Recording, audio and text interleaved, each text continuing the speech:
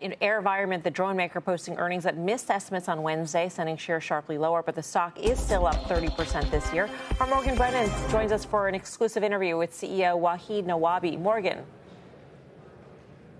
Melissa, that's right. And Wahid, it's great to be here with you at the Reagan National Defense Forum. Thank you. Great to be with you, Morgan.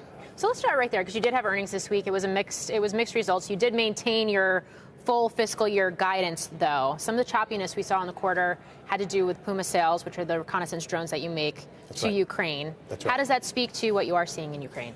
Well, I mean, our business is very, very strong. We are exactly on track with our plans that we predicted and we guided at the beginning of the year. First half has still been a growth first half. This is going to be another record year for us. We're exactly on track with our plans. The demand for our systems is way beyond Ukraine. We've said it many times before. If you recall on your show before that we've had a lot of Ukraine demand historically in last year, so the comparisons are difficult. However, we're still growing.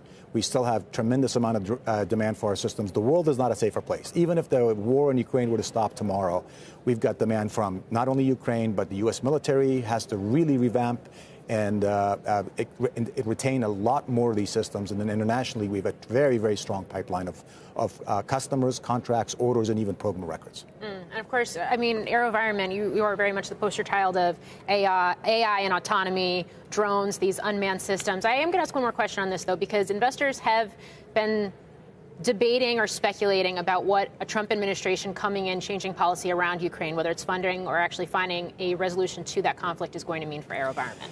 Yeah, so we knew from the beginning that this war is not going to be forever. Everybody knew that, essentially. And we actually had a very specific and deliberate plan to make sure that we de-risk our strategy and our business from the demand that was in Ukraine.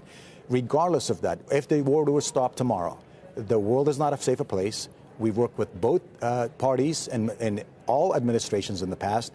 The fundamental strategies of defense and defense warfare has changed since the Ukraine conflict.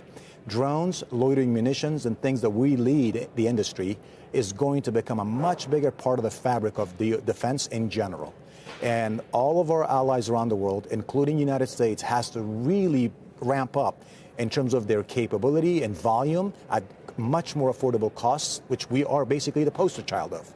And so we feel very good about our business because there's lots and lots of multi-billion-dollar program records, as well as contracts and a pipeline of opportunities that are coming our way. And we're going to, again, have a record year this year. So we welcome a peace agreement within Ukraine. We always wanted that.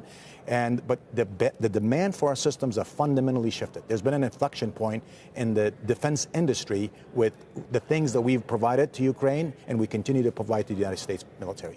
So given that fact, I mean, I think about the video and the smack talk of the F-35 that Elon Musk did. He's obviously part of this administration, and where he talked about the importance of drone warfare moving forward.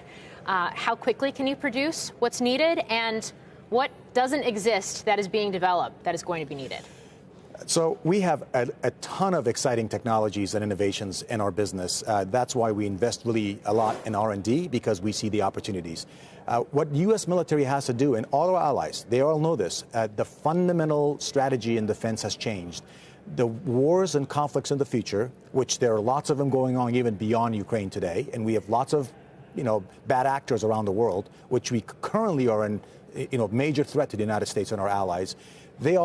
We must have systems that can counteract and give our warfighters a superiority. And those things are a lot more drones, as well as a lot more loitering munitions, like Switchblade and Pumas and Ravens. The pipeline of our technology and innovation is fantastic. This industry is going to change dramatically.